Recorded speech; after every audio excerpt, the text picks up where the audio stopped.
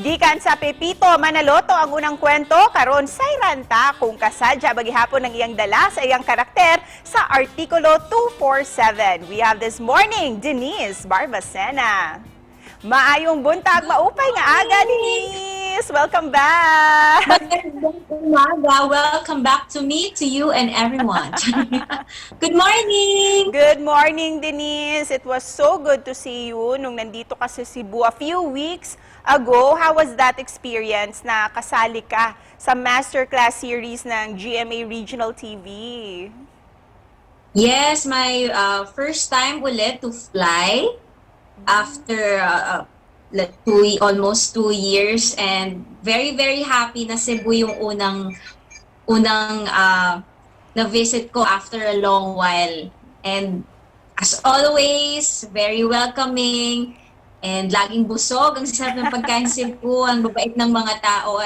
How I wish we could have stayed a lot longer and tour more. Denise, what's new with you ngayong taong 2022? Lalong-lalo na't napapansin ka na namin sa iba't ibang social media platforms.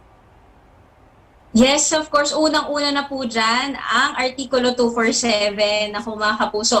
Nagsisimula pa lang ang mga kaganapan, umiinit pa lang ang mga eksena, kaya tumutok lang po kayo, huwag niyo pong bibitawan ng kwento. Artikulo 247 po. And of course, Bubblegang every Friday, 9:30 ng gabi, mas maaga na po kami, kaya hindi na po kayo masyadong mapupuyat. At I have an upcoming single, first ever single po under GMA playlist. This March na rin po yan. Follow niyo po ako sa aking social media accounts, Denise Barbacena, dahil doon ko po ipopost kung saan niyo po mapapakinggan tong kanta ko. Kaya sana po masuportahan ninyo mga kapuso.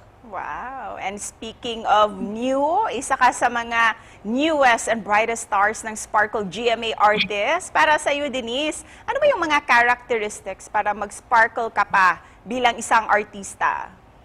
Well, I realized the only important thing you have to do, in any situation or kung ano mong nasa ang point man ng buhay mo ngayon, is to embrace who you are and try not to fit in the mold of what is the standard na sinasabi ng society. And talaga namang sparkling talaga yung career mo ngayong taon na ito. Kasi isa ka sa mga kasa inaabangang Kapuso series na Artikulo 247. Can you share with us your character dito, Denise? Yes, ako po dito si Chichi, ang ever-reliable at loyal na assistant at tauhan ni Claire, ni Miss Chris Bernal, sa isa sa mga businesses niya. So, ayun, hindi naman siya bago sa mga napoportray ko sa mga teleseries, but there's a little difference lang dahil meron siyang sarili rin yung mga intentions, bakit siya the way she is. So, yan, abangan niyo lang po ang aking kung ano bang mga kalokohan at mga gagawin ni Chichi dyan sa Artikulo 247. Para sa iyo, paano ba naiiba ang Artikulo 247 sa mga previous Kapuso projects mo, most especially na nasanay kami na nagbibigay ka ng tuwa sa ating mga Kapuso viewers? Well, hindi naman full-blown serious na ang character ni Chichi dito na parang talagang lagi siyang umiiyak o lagi siyang nagagalit. I tried to lagyan pa rin ng konting fun and medyo comedy yung character niya, and I asked permission naman from our director, Direk Joron, if pwede ko ba siyang medyo gawing medyo nagjo-joke or medyo relax lang din siya. And eto nga lang kaibahan, meron siyang internal dialogue, may motivation siya kung bakit ba siya ganon. Unlike sa mga naiba kong nagampanan, she's just very chill and very fun character. Pero this time, meron siyang konting hugot, bakit ba siya laging nakadikit kay Claire. And without giving too much away sa storya, para sa iyo, ano yung mga matututunan ng ating mga Kapuso sa series na ito? Nako, first ever or in a long time na magkakaroon na ng GMA na legal base na palabas, no? Meron tayong ito nga yung Artikulo 247, no?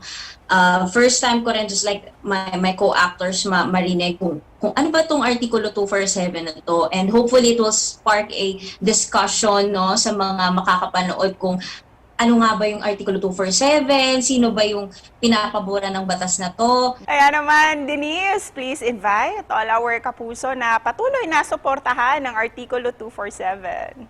Yes, mga kapuso, no, Artikulo 247, sabi ko nga po kanina, umiinit pa lang ang mga kaganapan, hindi nyo po gusto yung makamiss ng episodes kasi grabe po yung mga co-actors ko dito, napakagagaling, napaka-professional, a new flavor na inihahandog po ng GMA para sa inyo. And to end this interview, Denise, ano naman yung mensahe na gusto mong iparating sa ating mga kapuso dito sa Central and Eastern Visayas?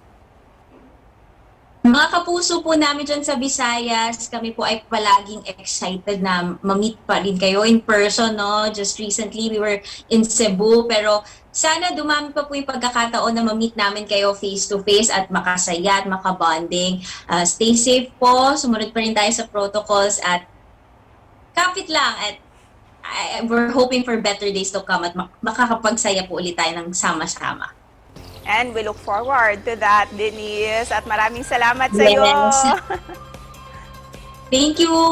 Thank you.